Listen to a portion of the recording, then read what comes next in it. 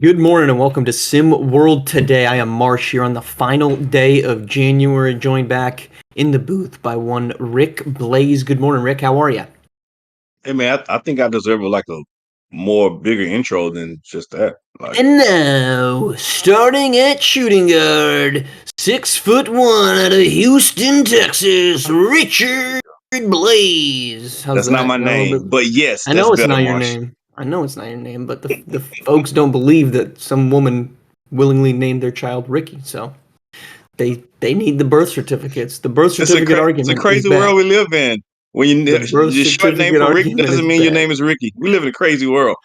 We live in a crazy world indeed. Part of that craziness is the vitriol that inevitably comes in the aftermath of SWBA All-Star teams announced as the reserves came out yesterday for both the Eastern and Western conferences. We'll start with the Eastern Conference. Quick recap of who's made it. Damian Lillard, Darius Garland, Jaylen Brown, Cade Cunningham, Tyler Hero, Evan Mobley, and Pascal Siakam. Western Conference, Anthony Edwards, Anthony Davis, James Harden, Jaren Jackson Jr., Alperen Sengun, Jalen Williams, and Victor Wembanyama. There's plenty of folks that think there are a couple names that are left off of this list. Rick, I know you're not one that's in disagreement. Take it away. Who should be here? Who's not? Listen. All I know is you can't say the word basketball without the word ball. And there's one ball that should be on this list. His name is LaMelo Ball, and I don't understand why we have this conversation. My man is averaging 28 points, 7 assists, 5 rebounds a game. Only 3 times in all of SWBA history has a guy averaged 28 points or more and not make the All-Star team. This should not be one of those times. Let me go a little bit deeper into my conversation. Ball, he averaging more points, more rebounds, and more assists per game than all 7 of the East reserves. Talk to me, somebody.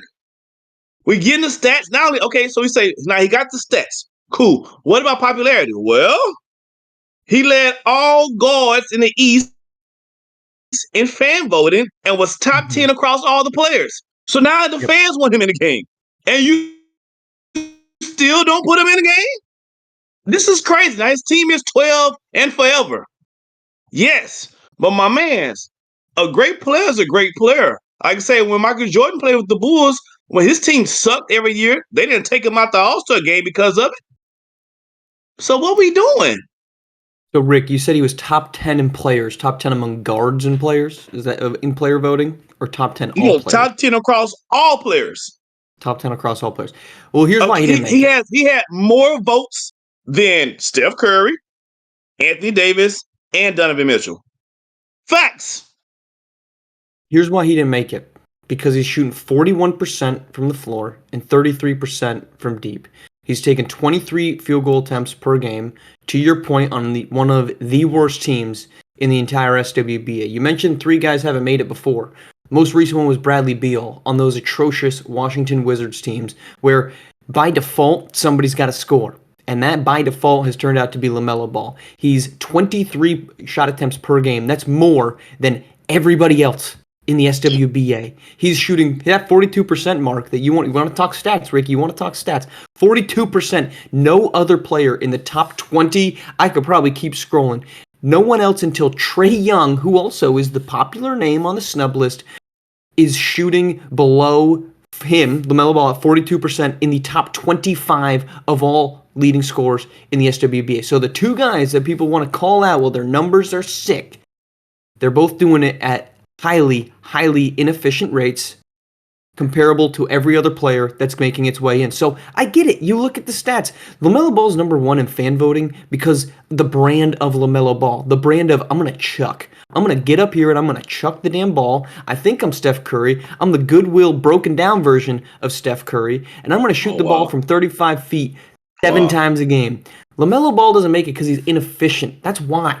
He's inefficient on a team that needs somebody to get rebounds, somebody to get assists, and it just so happens LaMelo Ball's going to be the guy that does it.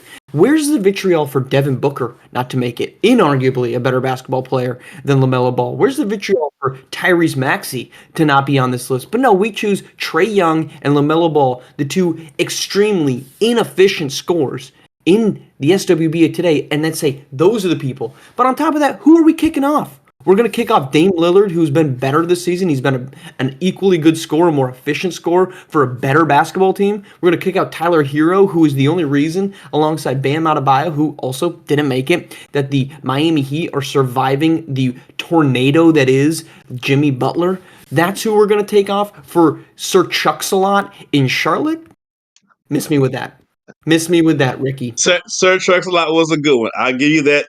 That was a good one. The rest of your argument was they didn't say anything. No one mentions percentages where Allen Iverson was shooting 40%, making an all-star team every year. Now all of a Because sudden, Allen Iverson was good. He was winning games. He was chunking 25 shots a game. No one He was said also winning anything. basketball games.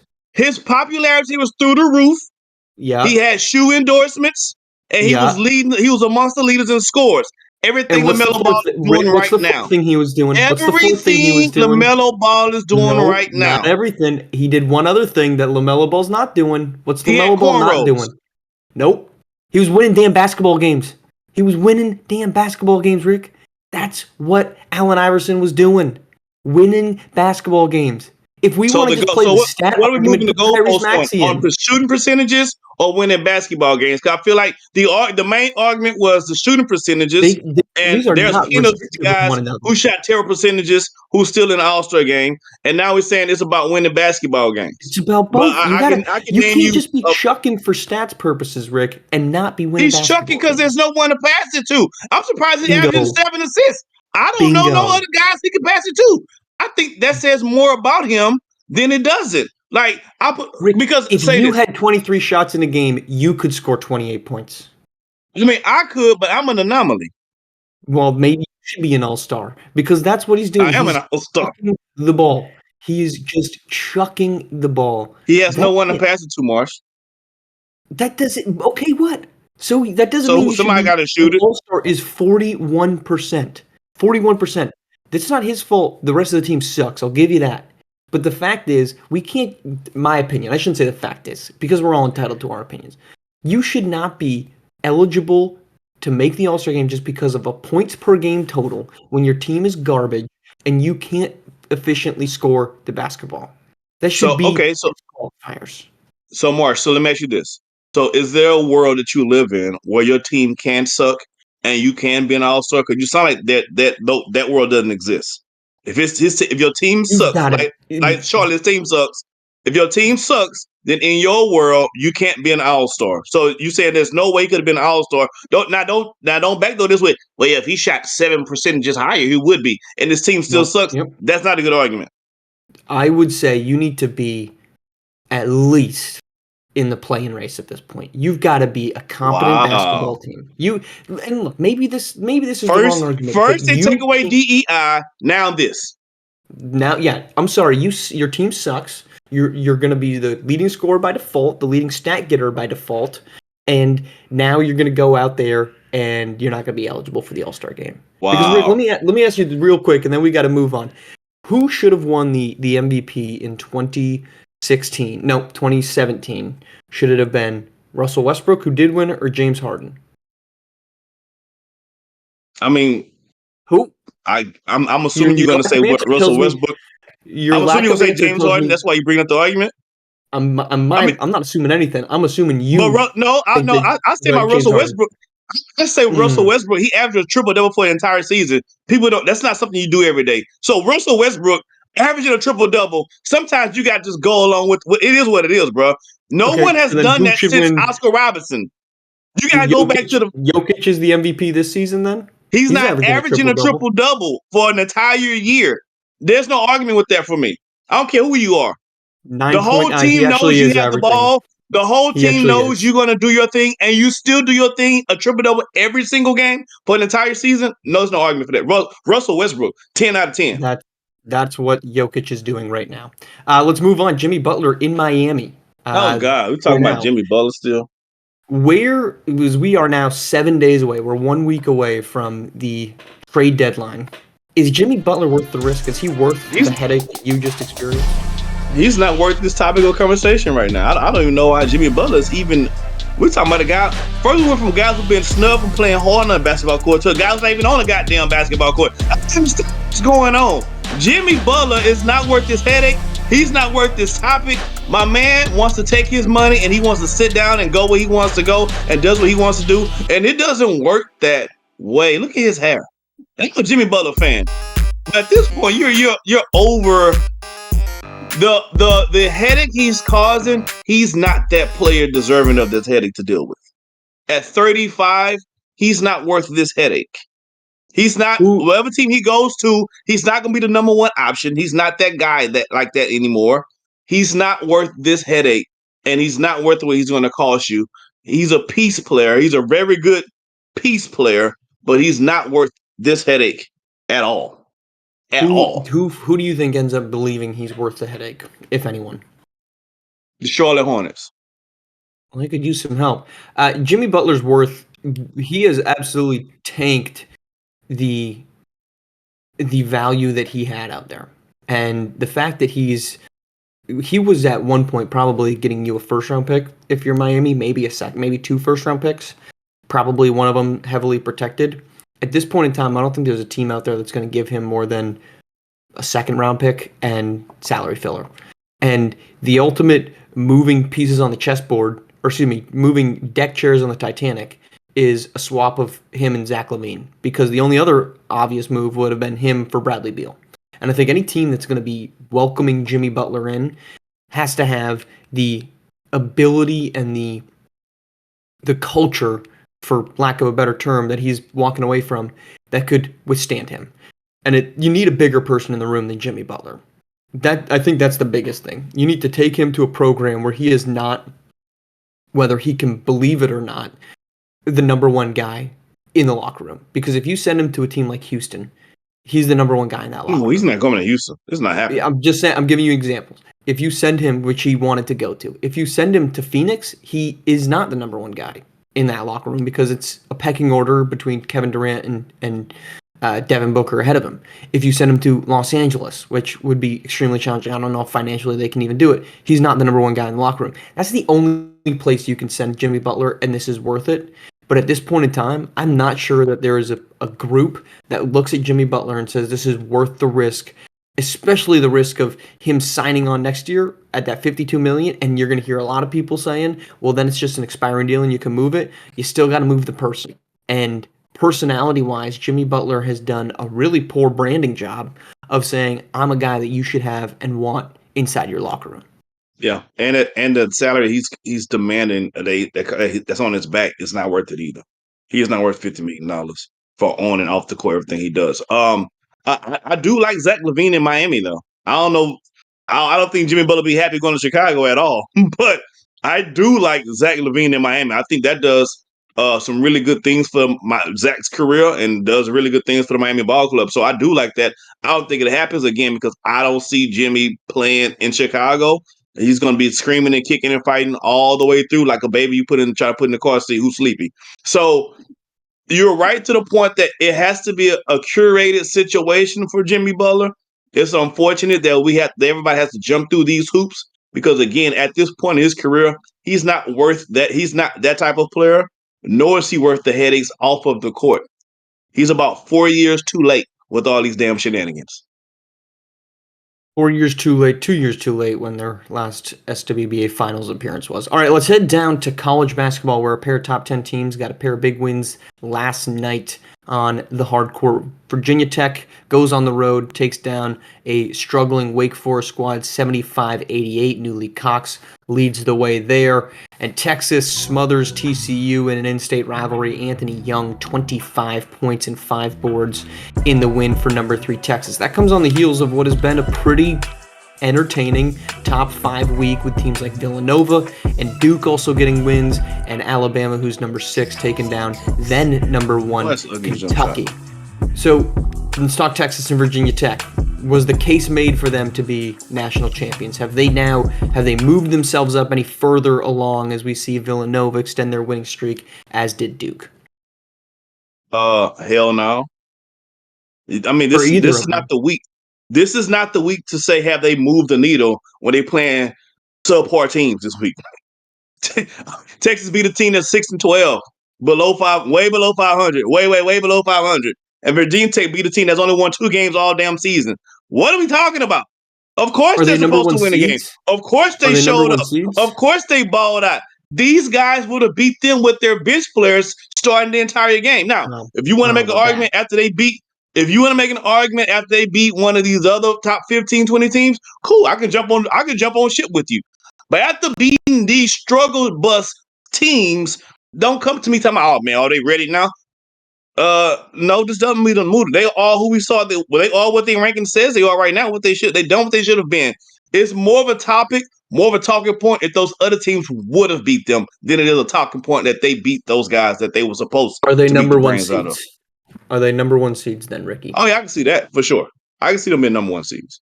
I can So give of you the that. top 6 teams right now in college basketball, who are the 4 number one seeds? I got Texas, Duke. Oh, it gets dicey. Do you know who the top 6 teams are in college basketball? Let's ask that Yeah. question. What kind of question is that? You're talking about seeding, right? I'm talking about you talking about Yes. top teams in each conference. No, I'm talking about number one seeds in Hoopsteria. Oh, you talking about okay? Any conference doesn't matter conference. I'm It thinking you never talking about top has. teams in the conference. Frankly, So of I the would top have 6 teams, only 2 of them are in the same cool. conference. I I would wonder have about the Texas in there. problem. I would have Actually, Kentucky in there. I got Alabama in there. I got Georgia Tech in there. I'm okay. sorry, I got Duke in there. I got Duke in there. Texas, that's 4. Texas, Alabama, Kentucky, Duke. I think Texas made the better case last night than Virginia Tech did. I think Virginia Tech having to struggle against a 2-win Wake Forest team is not what you want to see. I understand it was on the road. We've talked about that. This wasn't a rivalry game in the way that I think Texas or TCU is a little bit bigger of a rivalry. At least it's in state. You have a little bit more familiarity. But Virginia Tech, in my opinion, last night, while they get the win, it was the most uninspiring win of the top teams to go. They're number 8. I don't think that's going to move them up the ladder at all, considering who's No. ahead of them. But I think last night, you see more out of Texas. You get a big night from Anthony Young. You actually don't get a big night at all from Arthur Lattimore offensively. TCU made a point to try to shut him down, and the response from Texas was, we have other guys that can score. We have Chris Yardley who can give you 20. We have Vincent Magic who can continue to be a great playmaker. He also has an ability to score. I think last night from Texas, again, I understand your point. They're playing mediocre basketball teams. It's a more impressive win that Alabama took down Kentucky than it is that Texas beats TCU, without question. But you're still playing the team in front of you. And what Texas did last night was they showcased, we're going to win by 20 plus points on the road to an in-state rival. I know it's not a Oklahoma, it's not a Texas Tech level rivalry, but it's still a team that you are going to see consistently, and you do see them consistently. And you showed up. And your bench players, in a matchup in which the opponent said, we're going to shut down your top 5 pick next season in Arthur Lattimore. We're going to shut down maybe the second best freshman in all of college basketball. And we're going to try to beat you that way. And you have 3 guys who come in and score 16 plus points. Lionel Burgos goes for 13 as well. That's not what we've seen from Texas. This has been a live and breathe off of Arthur Lattimore. And Anthony Young gets going for 6 threes last night. That is the depth that you need to be able to win and make a run in Hoopsteria. I would agree that Texas is a number 1 seed. I think it's Duke. I don't know. I think it's a big question mark right now between Kentucky and Alabama for that 3rd or 4th one, because I do think Georgia Tech is in there. I also think Villanova needs to be in that conversation, which is obviously the number 5 team in the That's country. the team we should be talking But about conversations about. well, Villanova. if you could have woke up yesterday, you would have been able to talk some Villanova, because Sniper Jay and I were talking about him yesterday. But that's 2 days ago, Rick. We're talking last night. So the case for both of them, I think Texas made a better one than Virginia Tech did, despite both of them winning. All right, that's our show. We're wrapping up after a little bit longer one. We're coming back Marsh, I around kicked your on ass Monday. again. You keep telling yourself that, and all your stat counting over there in Houston. We'll be back on Monday. We'll recap all that happens in the weekend of sports. Technically, it's a weekend without football, which is probably good. And then we'll start previewing everything to come next Sunday with the Super Bowl. Thank you, Rick, for joining us. Thank you all for tuning in. We're back on Monday here on SimWorld TV. Only place you can see the game, be the game. Good game. Good day, Swifties.